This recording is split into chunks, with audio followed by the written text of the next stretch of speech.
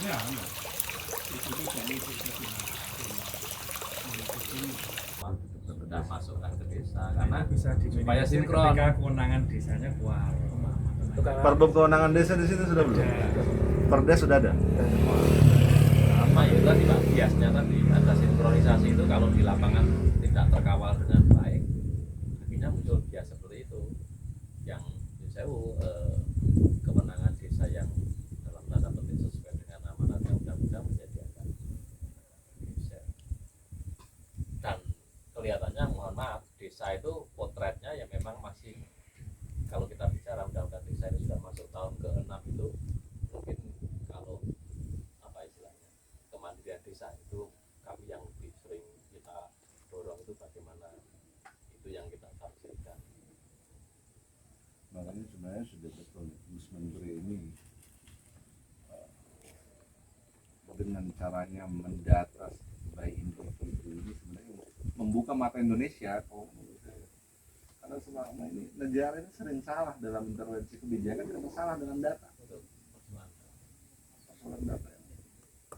Makanya Pak Kades juga jangan salah datanya ketika menyusun satu kebijakan. Saya udah contohkan di mana-mana. Saya semprot Kementerian Keuangan. Saya bilang jangan kira kebijakan kalian itu memformulasikan dana desa dengan berbagai kajian itu udah benar. Basis data yang kalian gunakan itu coba cermati kembali. DTKS misalnya tidak pernah diambil. Desa sudah berusaha mengusahakan berapa kali, kembalinya tetap sama. Gitu. Sementara itu menjadi basis pembagian yang paling besar porsinya. Gitu loh. Kemiskinan. Dan mohon maaf ada di lapangan kami ada kelompok yang terbentur kita terkait dengan jabatan bicara dana. Kalau kita bicara di teman sebelah itu di luar dana desa yang di luar BLT yang dana desa, karena ada BLT yang dari kementerian lain itu Pak. Itu di lapangan kami pernah dibenturkan oleh masyarakat. Pak, di sana itu penerimanya itu punya mobil, punya aja bisa menerima BLT kok.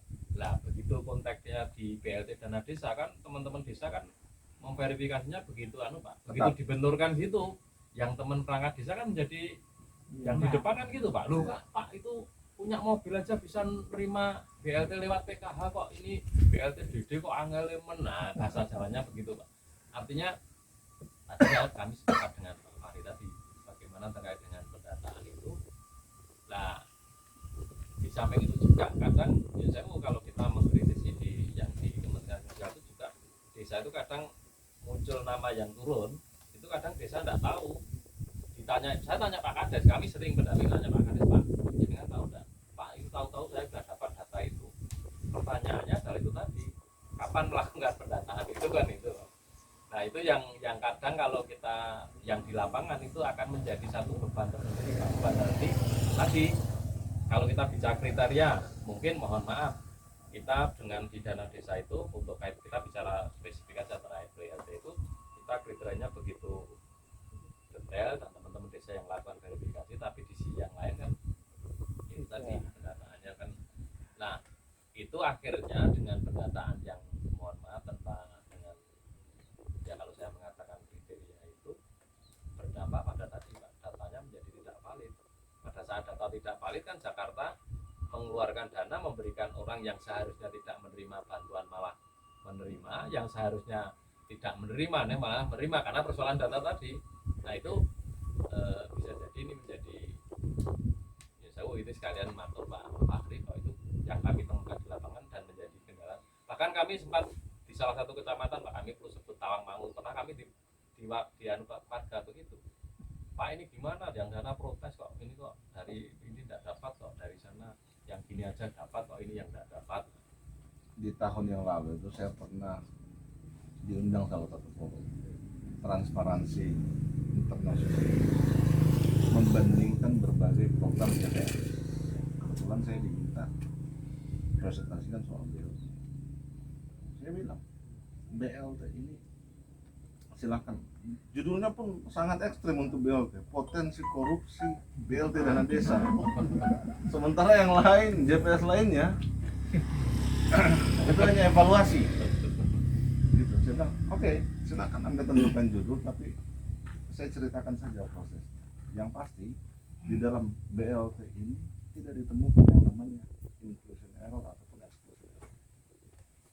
Tidak pernah ada tuh PNS dapat, anggota DPR dapat, orang sudah meninggal masih tercatat, orang sudah pindah masih ada nama. Begitu juga sebaliknya. Orang yang seharusnya dapat belum masuk namanya, karena ini pendataannya basis RT. Ada dua hal saya bilang minimal dilakukan di tingkat RT, mengkonfirmasi langsung yang bersangkutan atau musyawarah di tingkat RT sebelum masuk ke musdes. Musdes itu mau forum multi stakeholder, si A dapat, si B dapat. Ini berangkat sih, jadi sangat saringannya begitu berlapis dan diketahui oleh semua pihak dan bisa terkonfirmasi. Tidak cukup di situ. Setelah Kades menetapkannya dalam Perkades, itu disampaikan ke kabupaten, verifikasi, balik lagi saldo. Belum berhenti di situ, dibuatkan baliho. Selain dibuatkan baliho, rumah-rumah penerima itu di stiker. Kurang transparan apa?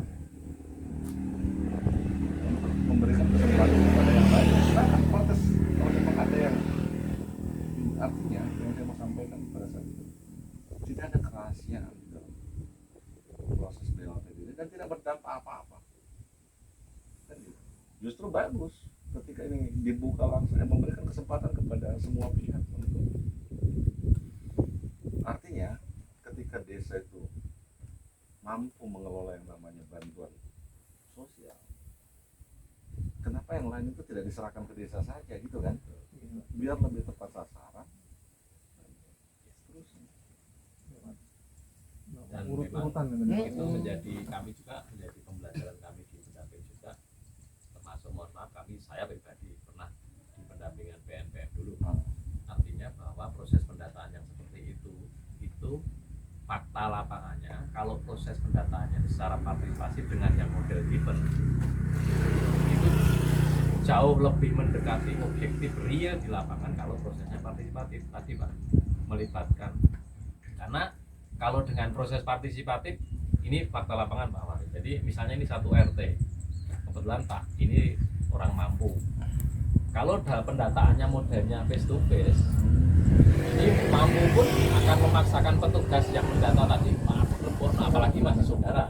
Tapi kalau dalam proses partisipatif misalnya ini mampu dan saya tidak mampu, beliau mau memaksakan dalam forum itu nggak mungkin.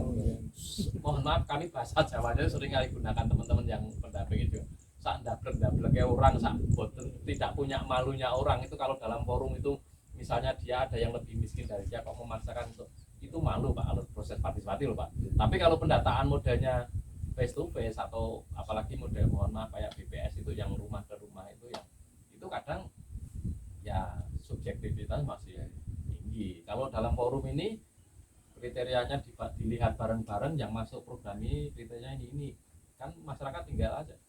Oh yang berarti yang masuk si A, si B, si C itu tapi masyarakat.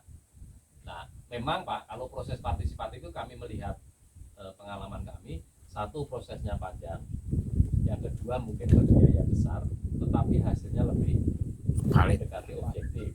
Kalau yang prosesnya given tanpa partisipatif memang lebih cepat, tapi datanya yang jauh dari itu kita coba bandingkan yang proses partisipatif. Karena kita maknai ya. BLT ini sebenarnya membuka tabir sekaligus menjadi instrumen baru dalam perspektif bedah kemiskinan. DTKS itu kemiskinan yang berbasis aset. Makanya yang ditanyakan selalu dalam kuesionernya itu kan luas rumah berapa, lantainya pakai apa, dindingnya pakai apa. Selalu aspeknya adalah properti. Kalau BPS itu basisnya pengeluaran.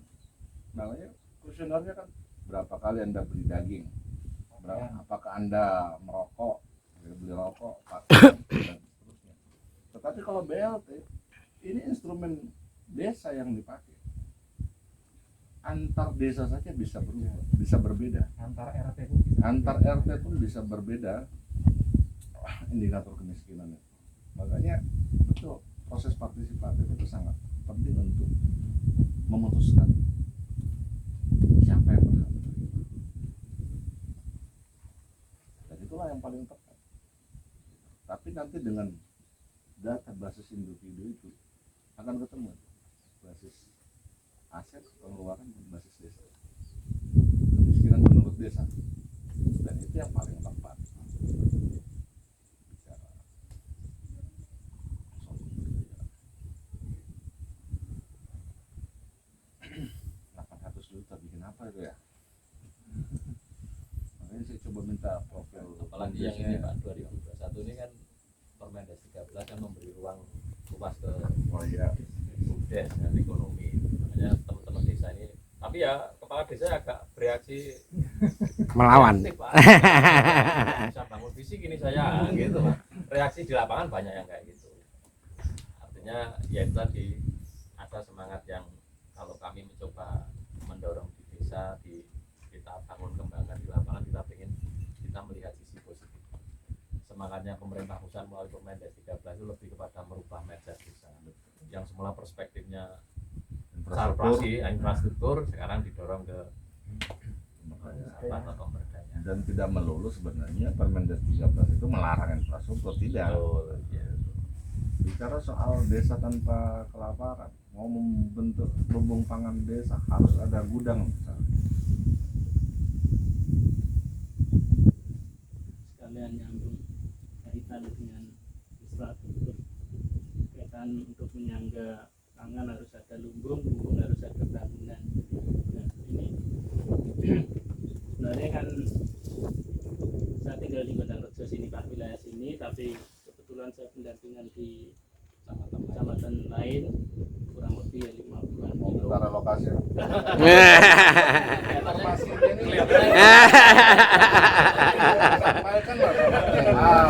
Kelihatannya itu Pak. Ini gini, jadi dalam kita akan mengeksekusi atau melaksanakan program SDGs itu terkadang desa itu terkendala dengan adanya swakelola dan HOK. Nah, kemarin itu sampai rapor di Kades itu juga belum ada titik temunya yang kaitannya kalau SDGs yang kaitannya dengan air bersih. Memang desa itu sebenarnya membutuhkan air bersih untuk menunjang stuntingnya. Sebenarnya satu titik itu belum mencukupi satu desa itu. Kebetulan dengan musim hujan ini airnya keruh.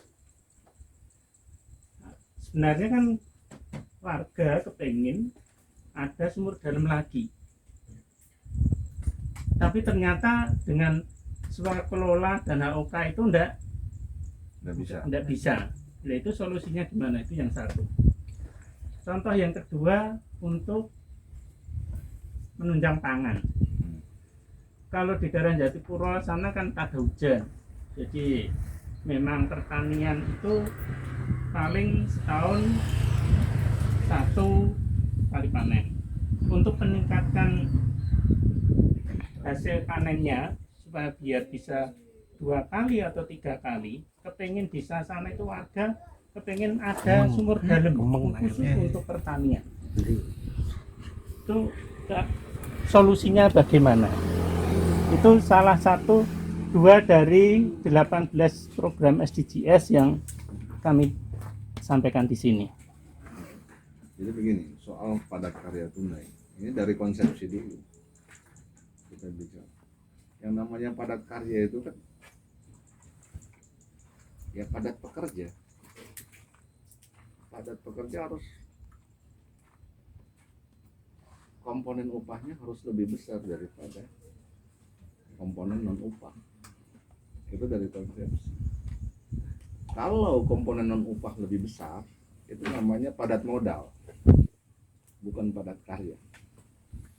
Sekarang dari filosofis, kenapa harus padat karya dan swakelola? Supaya uang itu memang berputar di desa, melibatkan banyak pihak. Ingat sekarang negara dalam kondisi pandemi itu kontraksi ekonomi minus. kata lainnya adalah resesi. Artinya alat penopang ekonomi warga ya salah satunya dari padat karya, supaya yang berhenti bekerja dapat upah, yang nganggur bisa dilibatkan dalam padat karya itu supaya juga mendapatkan upah dan penghasilan yang sustainable. Makanya jaring pengamannya berlapis nih di era sekarang. Itu konsep besarnya. Kenapa padat karya swakelola itu menjadi sesuatu yang wajib dilaksanakan. Swakelola selama itu tidak membutuhkan keahlian atau teknologi yang tinggi, wajib itu sifatnya. Kecuali memang jenis pekerjaannya membutuhkan hal ini, ya jangan dipaksakan. Justru akan salah. Gitu. Kalau itu mau jadi itu konsepsi dan filosofis kenapa swakelola dan padat karya tunai itu menjadi wajib dilaksanakan. Sekarang teman-teman di pusat di Direktorat Fasilitasi Dana Desa sedang menyusun juknisnya. Tunggu saja juknisnya. Gitu. Sambil ini kan BLT dulu diutamakan. Kita akan menyediakan berbagai contoh kegiatan yang sangat mungkin untuk diswakelolakan. Yang pasti swakelola atau padat karya tunai itu kan pernah dikeluarkan kebijakannya ya, pedum dan juknisnya 2018 tuh, 2017 pedumnya 30% dari seluruh komponen bidang pembangunan, kan gitu. Bidang 2. Jadi kalau misalnya alokasi bidang pembangunan itu 600 juta, minimal HOK-nya itu 30% dari 600 juta. Walaupun misalnya 600 juta itu terbagi dalam beberapa kegiatan. Ketika dia akumulasi harus memenuhi yang 30%. Berarti kalau 30% 600 juta berapa tuh? 180 juta HOK-nya. Nah, di model ini bayangan saya sambil kita menunggu juknisnya tidak harus satu bidang.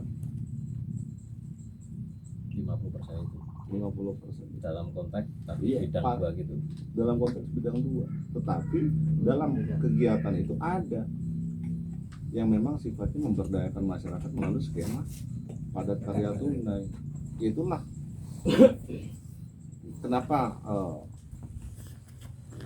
negara harus menjamin warganya dalam situasi pandemi konteks upah tadi. Ya kalau tidak, dan sudah menjadi bahan perbincangan internasional bahwa BLTDD dan padat karya tunai desa ini cukup efektif. Negara Indonesia menjadi salah satu negara yang tangguh di era pandemi saat ini karena dua skema tadi kita harus mensukseskan. Gitu. Nah, jadi kita sambil menunggu juknis PKTD yang mungkin minggu depan, paling lambat 2 minggu depan sudah keluar. Tapi diberlakukan kapan? Tahun ini 2021. Tapi kalau tahun 2021 apakah tidak terlambat? Apa? Karena desa sudah perencanaan gitu. Iya, desa sudah perencanaan Dan kegiatannya sudah terbagi. Besarannya itu kan sebenarnya kisi-kisi besarnya kan sudah ketahuan nih, minimal 50% Iya. untuk upah. Ya, tapi kan kuncinya di tadi. Selama kegiatan itu tidak membutuhkan teknologi tinggi, maka wajib padat karya. Tetapi kalau memang itu kegiatan yang betul-betul dibutuhkan oleh desa, tetapi harus membutuhkan teknologi tinggi, jangan dipaksakan. Dalam arti jangan dipaksakan, boleh. Boleh. Jangan Boleh dipaksakan. Pak Eka ya. Gini Tidak, tapi Boleh dong. begini, tidak boleh Anda mengadvokasi desa untuk nanti ngikut semua, nggak boleh. Gitu. Sekarang ini kondisi negara itu kan lagi-lagi resesi. Kuncinya sebenarnya di pilihan kegiatan. Kan gitu. Kalau memang kita semangatnya adalah PKTD, ya pilihlah kegiatan yang memang memungkinkan untuk Tapi PKTD. padahal itu PKTD kebutuhan tetap mendesak hidup. loh Pak. Kalau untuk air bersih itu sebenarnya. Jadi saya lihat permasalahan masing-masing bisa Pak. Bukan Enggak Pak, saya juga kan harus tahu permasalahannya. Nah, memberi solusi gitu ya, loh Pak. karena memang kita sudah beri solusi waktu itu. Heeh. Bahwa memang kalau misalnya di Karanganyar memang semua fisik 50% Pak. Termasuk pengembangan wisata juga 50%. Setelah sebesar 500 juta, 250 juta untuk AUK. AUK-nya. Oh, Itu ternyata bisa. bisa. Kita semua Iya, sudah karena melakukan tidak menggunakan teknologi tinggi. Iya, bisa semua. Sekarang pertanyaannya, apakah air bersih itu menggunakan Ngeburnya Pak.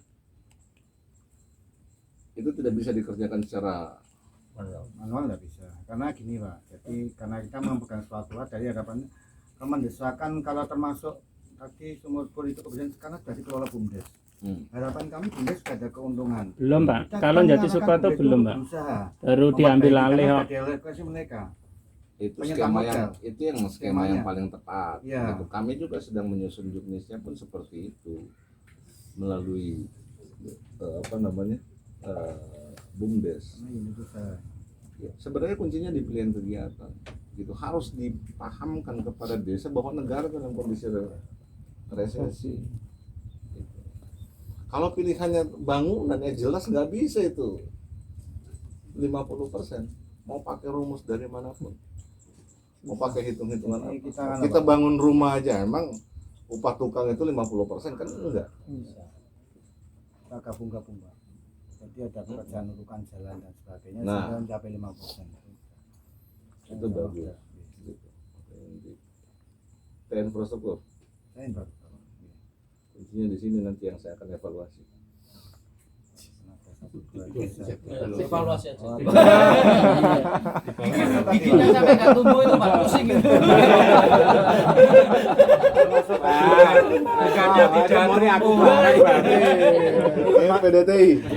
Ini PD. PD ya. termasuk sumur bor yang untuk pertanian ini. Ini belum tumbuh. Tapi memang saya benar-benar memang saya melarang.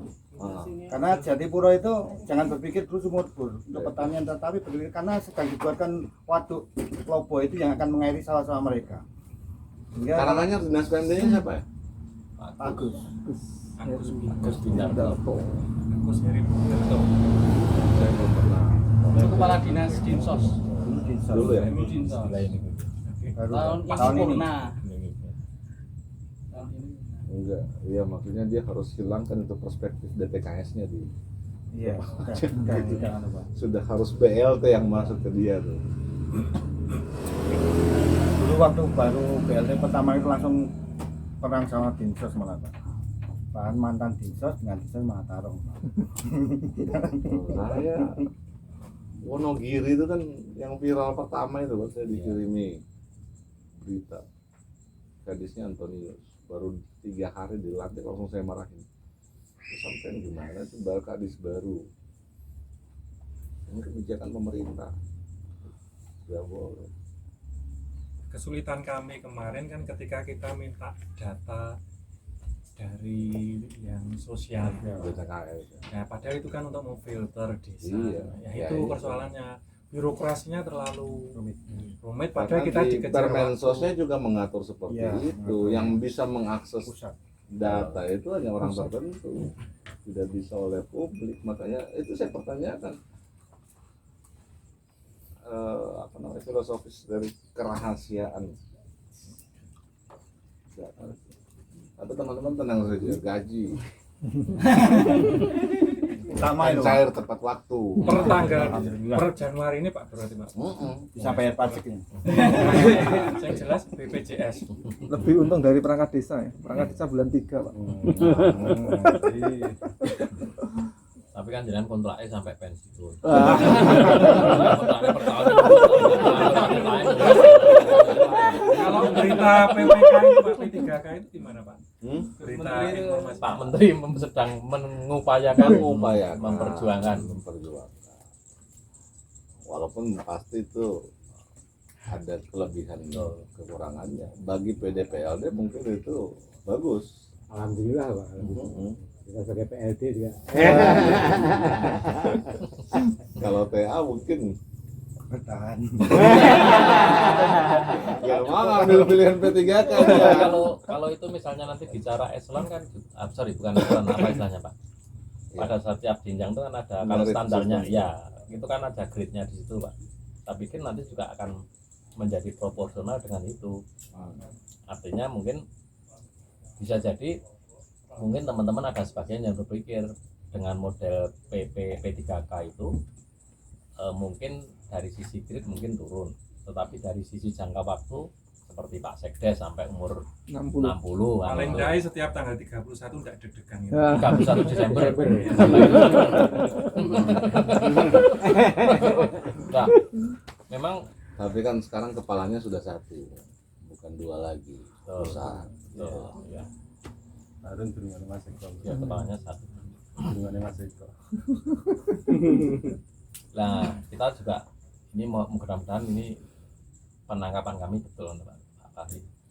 Jadi kami menangkap dengan ditarik dari Dikon ke pusat ini bagian upaya dari mendukung upaya Pak Menteri untuk ke arah P3K itu tadi. Ini pikiran positif kami. Karena dengan sudah Banyak dipegang- hal sebenarnya filosofi kenapa ditarik ke pusat, salah satunya memang upaya Pak Menteri itu luar biasa ya. Ya satu selain mau memilih 3 kakak ini sedang dibahas terus. 2 ya minimal kontrak years. Ini juga walaupun kemarin di bulan September sebenarnya sudah dibahas terus dengan Kementerian Keuangan, cuma Kementerian Keuangan itu masih belum sepakat dengan kontrak years. Tapi akan kita dorong terus, kita akan penuhi syarat-syaratnya ya. Prinsipnya kan Bu Menteri ini ketika dia berusukan kan banyak menerima informasi, salah satu keluhannya soal deg-degan dari tahun yang itu secara psikologis mengganggu kerja-kerja pendampingan ya. dan itu setiap tahun kita rasakan Pak. Nggak paham. Tapi kan sudah ada kemajuan nih Betul. dibanding dengan program-program sebelumnya. Mohon maaf, saya dulu PJO di BNPB. Oh, Iya. gimana Pak Fahri? Sulawesi. Oh, Sulawesi. Sulawesi. Iya. Dulu itu gaji Maret, April. Tapi kan di program ini kita sudah benar sejak tahun 2017 hitungan saya itu sudah mulai Januari semua kita tarik, nggak boleh, prosesnya sudah kita benahi semua. Nah ini karena memang ada perubahan kelembagaan di tingkat pusat, kemudian prosesnya juga ditarik di tingkat pusat. Anda bayangkan bagaimana kemarin itu diurus oleh 33 provinsi, sekarang artinya kan tim di pusat ini harus kuat gitu.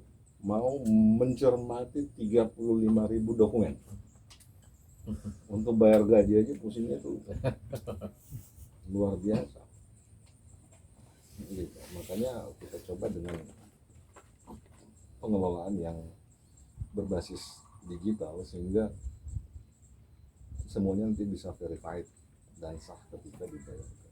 Dan ya mudah-mudahan ya kemarin kesepakatan memang dibayarkan di bulan Januari sesuai dengan SPP.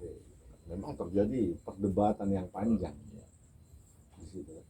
Karena kita kalau bicara tadi beberapa juga kan ada surat Kementerian Desa yang awal yang nomor berapa saya nggak lupa, itu kan memang menugaskan kita untuk tetap di lokasi.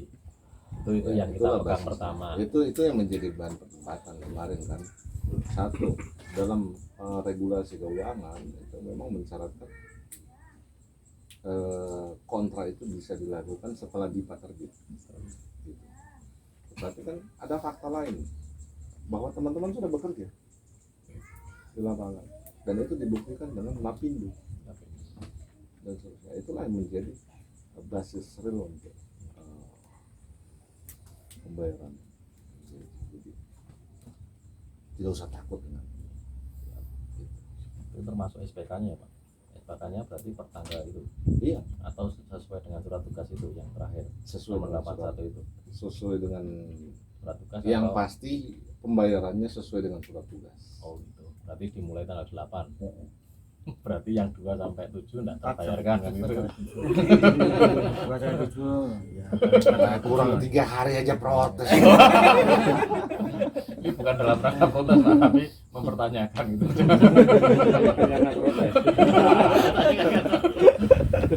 tahun 3 hari aja diprotes. Masalah tahun kemarin juga sama Pak, 2 hari kita tidak dibayar. Dua hari. Kita main 2 hari. 2 hari. Berarti mulai tanggal 4. Tanggal 4 tanggal 5. Nah, Dulu tanggal 4, 5. 23-nya yang nggak tadi. dibayar. Ya. Karena secara real tadi Pak, ada surat seperti itu. Kan mestinya kalau dengan ada surat itu kan teman-teman tetap jalan mendampingi di lokasi masing-masing. Nah, teman-teman itu berasumsi dengan bertugas mendampingi, mudah-mudahan dengan dasar surat ini akan menjadi dasar nanti pada saat teman-teman dalam konteks SPK maupun konteks pembayaran dan begitu. Jadi itu kan karena secara administratif pada saat seseorang dibayar itu kan di dasarnya penugasan dari lembaga atau kementerian terkait, lah itu menjadi dasar kita di lapangan seperti itu. Ya kita berharapnya kemarin juga mulai tadi Pak, kita berpikirnya mulai karena kita ada surat itu terus kita mulai dari tanggal 2 dan seterusnya, makanya di Lapindo kami itu kan tanggal 2 dimulai tanggal 2 kita masuk itu.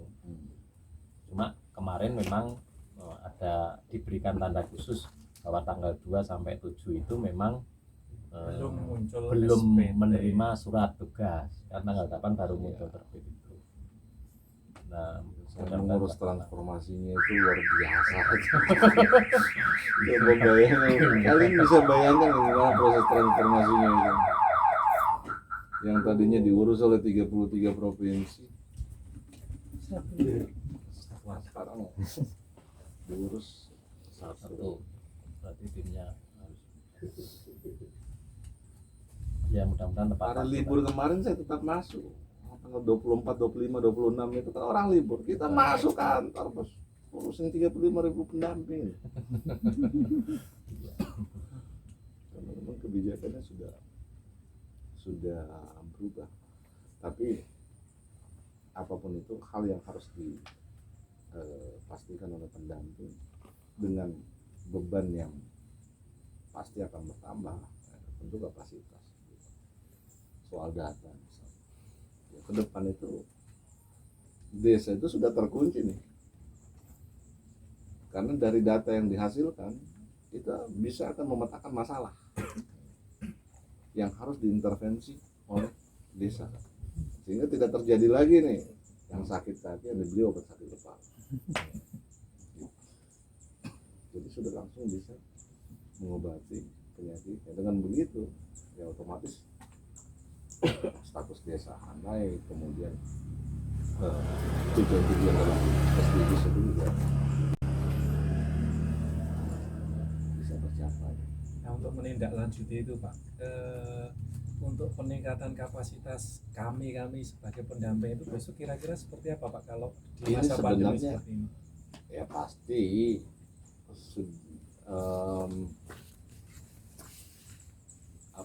tatap muka itu menjadi tidak efektif sekarang.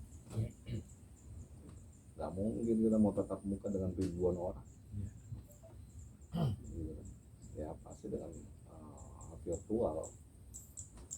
Ini tinggal dari kemampuan pribadi masing-masing untuk mengadaptasi materi yang secara virtual itu. Ya tentu secara berjenjang dari PA ke PJ, PJ ke PLD juga menjadi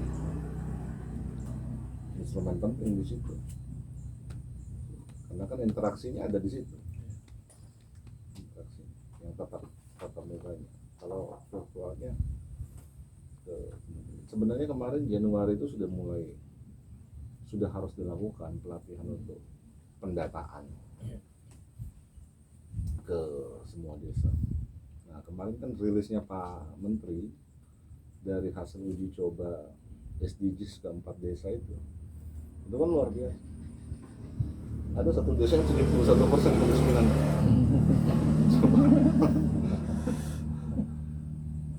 Tapi itulah fakta.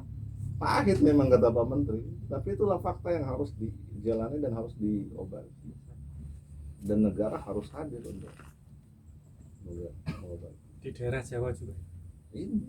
Coba lihat itu, cari itu YouTube-nya. Kemarin saya ikut. YouTube itu banyak, makanya saya itu hampir tiap hari juga nonton YouTube untuk mengadaptasi semua YouTube-nya Gus Menteri ya di semua forum, hasil uji cobanya, indikator yang digunakan, metodologi apa. Jadi memang semua nanti kegiatan desa itu Pak Kades terukur, tidak sporadis. Ya selama ini kan kita ada IDM, gitu. IDM itu sudah bisa memetakan status desa itu tertinggal, sangat tertinggal, berkembang mandiri deh. Terus dan indikatornya juga sudah langsung kelihatan, bahkan melahirkan rekomendasi kegiatan.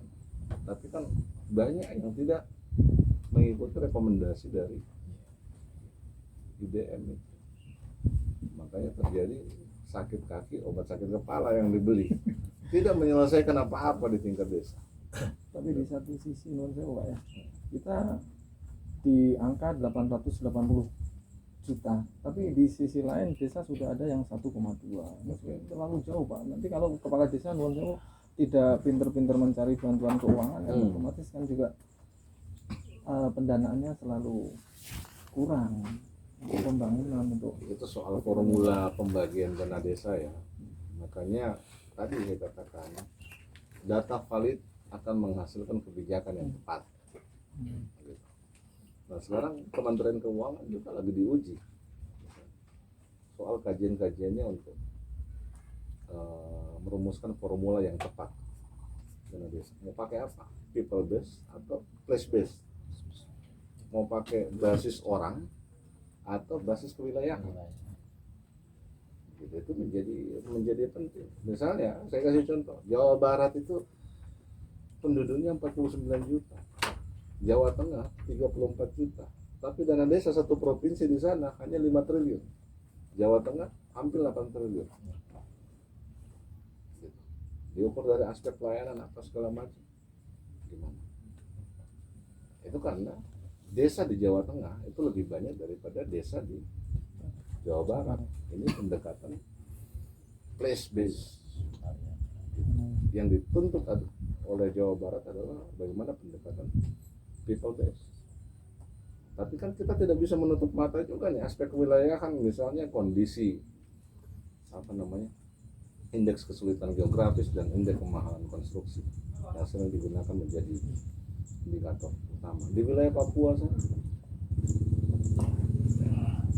Kementerian Desa sudah buat kajian, kita kerjasama dengan UI soal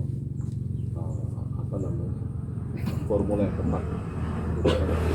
Sudah ada peta jalannya tahun 2021 semestinya bagaimana, 2022 bagaimana sampai dengan 2024 untuk menciptakan keseimbangan tadi. Sebenarnya dari dulu saya mengusulkan kepada teman-teman yang merumuskan itu, saya bilang ini harus ada batas atas, batas bawah nih. Gitu. Jangan sampai di sini 800 juta, ada satu desa yang sampai 5,5 miliar, satu desa dana desanya. Begitu kita evaluasi, ternyata di sana statusnya sudah mandiri. Yang menerima paling rendah itu ada di Aceh, 600 berapa juta, 472 juta. Statusnya tertinggal. Artinya dengan ukuran itu, dengan variabel itu saja, tertinggi dan terendah, kesimpulan sementaranya kan ini menciptakan kesenjangan. Desa mandiri akan semakin mandiri, desa tertinggal akan semakin tertinggal. Iya. Ramai-ramai. Gitu. Misi Pak. Iya. Izin ngopi-ngopi Bu. Iya, siap.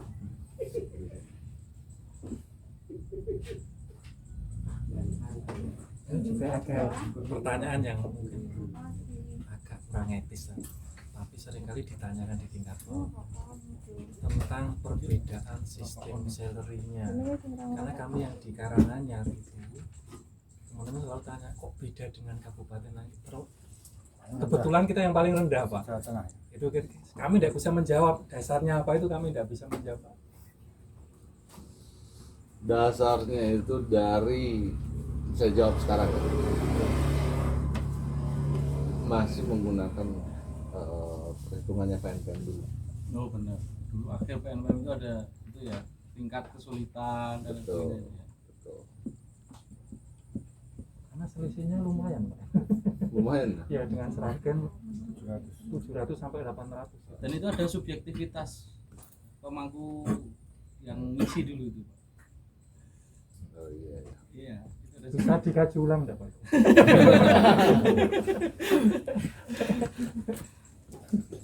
Komunitas angker dulu. Iya. Anak-anak satker. Yes. Tahu saya. Masalahnya saya dulu satker. Paham banget ya Pak. Ya kalau misalnya bisa dikaji ulang kan lumayan tuh, Pak. Iya. Itu apa namanya akan dikaji ulang oleh BPSDM tentunya. Karena yang terakhir mengurus itu saya kan di tahun 2019 SBML yang terakhir. Tapi itu tidak luas waktu kita, tidak mewah waktu kita pada saat itu membuat kajian. Karena semangatnya kan mau meningkatkan gaji PLD tuh.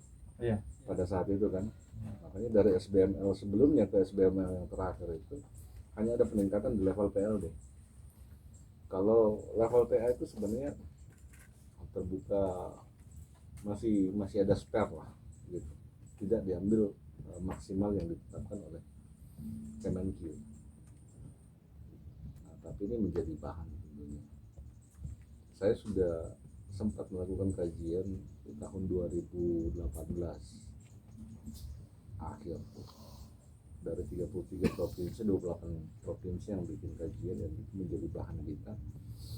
Tapi karena waktu itu desakannya adalah mau meningkatkan gaji PLD, maka yang kita kaji pada saat itu hanya level PLD, itu pun dengan angka yang flat 200.000 semuanya naik pada saat itu kan.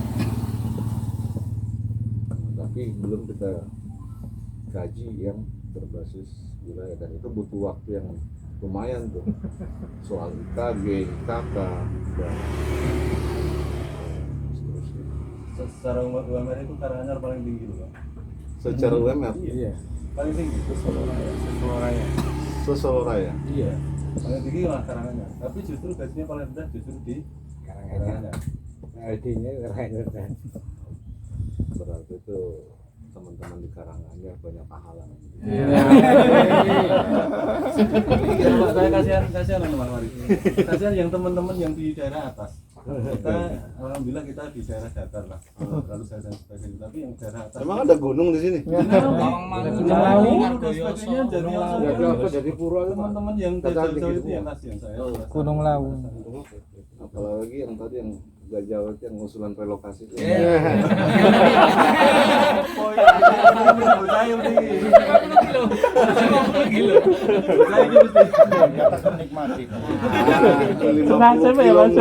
Saya dari Jakarta 8 jam ke sini tuh hanya untuk ngopi-ngopi.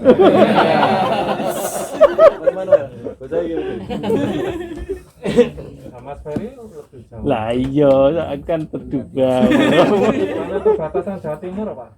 Ya sok substansi tadi padahal intinya relokasi. Gimana PKT ini? Saya tinggal di sini. Itu maksudnya. Itu yang membedakan orang Jawa dengan yang lainnya seperti itu Pak. Putar dulu baru nah gitu. Tapi di level kebijakan itu dimungkinkan enggak Pak? Untuk relokasi. Kalau memang dimungkinkan. Kalau di SOP kan kalau harus. dimungkinkan mekanismenya mungkin prosedurnya dari mana usul kemana, atau mungkin untuk sementara karena ini masa transisi sementara tidak ada kebijakan itulah. Oh iya. Ya misalnya, maksudnya memang gitu semangatnya. Maksud kami, semangatnya kontrak. Ya memang kita pahami awal ini kontrak itu dulu. Supaya Maksudnya tidak untuk kedepannya itu susah-susah. loh Pak. Karena kan relokasi itu kan, bayangkan kamu mau relokasi 33 provinsi, bisa bayangkan tuh. Iya. Geser satu bergerak yang lain. Jangankan satu Indonesia Pak, satu kabupaten aja kita pusing.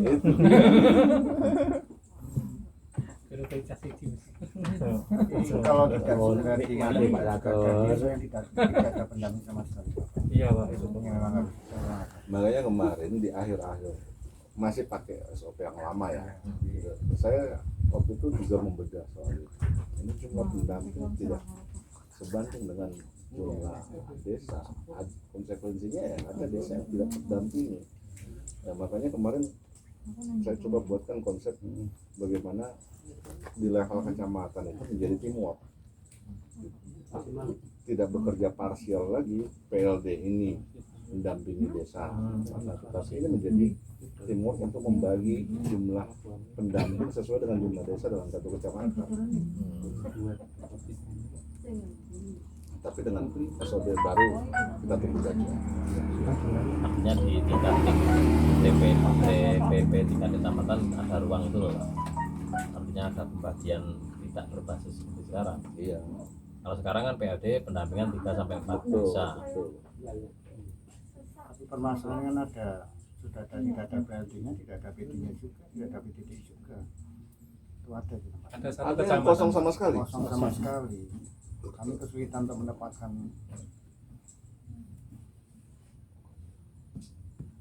Ya, itu mestinya dicatat. Saya baru kalau ada kecamatan yang kosong sama sekali itu nggak boleh itu. Oke, nah. Kertas Sudah 1 tahun. mungkin biar di stop Pak Masih.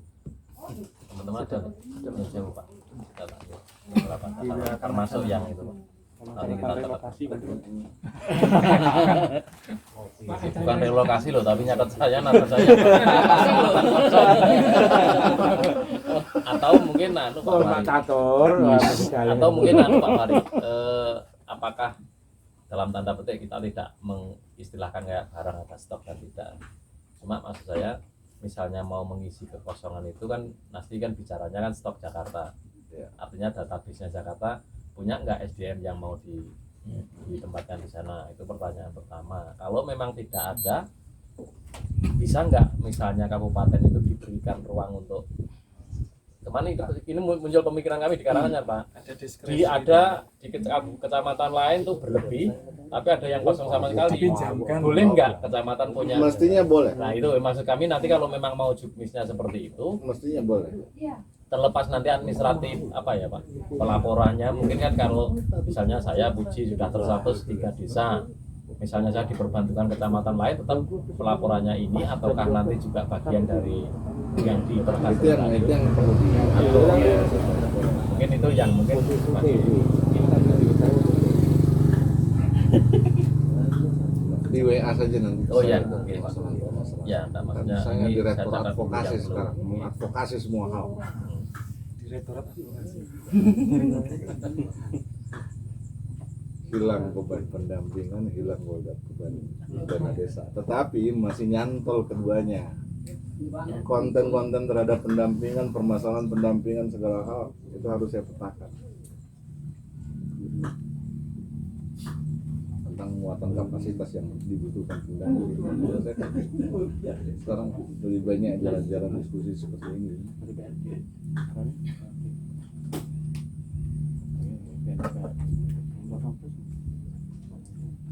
Kasih madu. Ada 3 desa. PDTI kurang PDP, PDTI. Terjun Padahal ini yang paling kurang nih, PDTI. Iya. Sini PDTI kurang 3.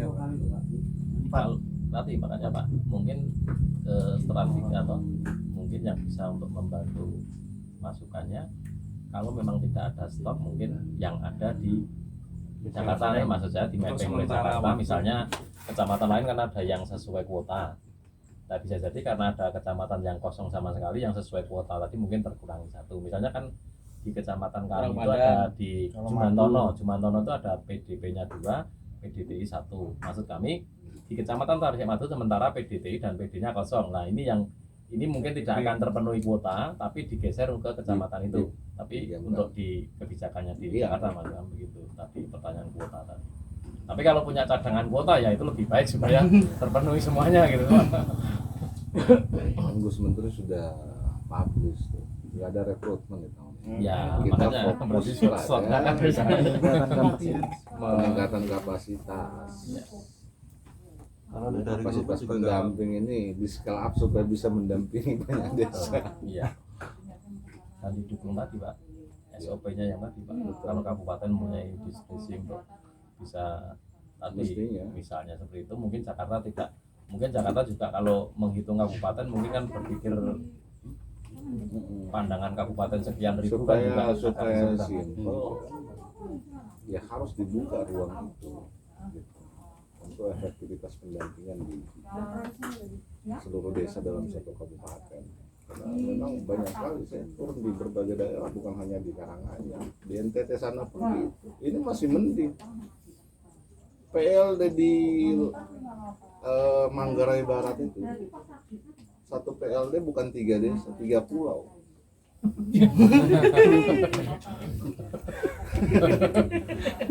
Satu pulau ke pulau lain itu 400.000. Itu udah habis untuk Itu dia. sewa. mau Tapi kan ini passion gitu. ya Kadang-kadang mereka di sana itu karena dibutuhkan oleh desa, gratis gitu kan. Desa yang menjemput gitu. Ayo kita ke sana, kita mau musdes dan seterusnya. Gitu. Itu hal-hal yang tidak tercapture dalam regulasi. Orang hanya lihat, oh gaji pendamping tinggi, dia nggak tahu situasi lapangannya ada kondisi yang seperti itu. Gajinya 2,1 gitu. Mendampingi 3 pulau. makanya kemarin terus menjadi reaksioner teman-teman PPP se-Indonesia itu Pak, yang statementnya DPR. Makanya teman-teman di Karanganyar jangan terlalu sedih.